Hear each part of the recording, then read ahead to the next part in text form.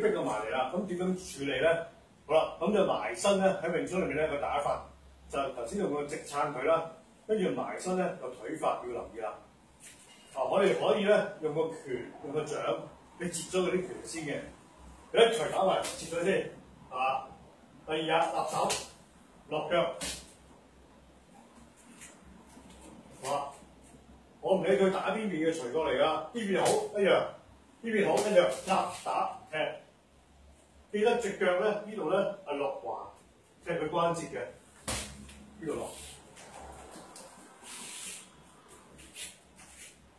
呢個打法咧係埋身近打，用腳重踢嘅一種打法。接，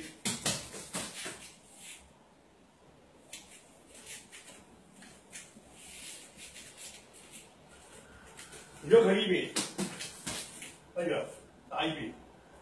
記得一定要封咗佢身，因為我同佢埋身打緊。尤其是如果對方用泰拳，一定用拳踭膝腿。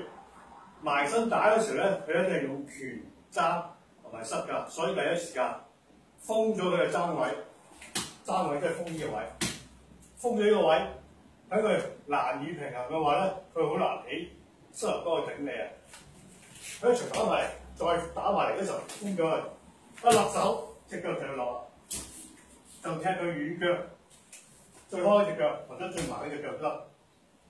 但係記得一樣嘢，借助佢嘅身體嚟平衡自己，就千祈唔好一打時咧個頭中咗埋，咁就一定失敗嘅。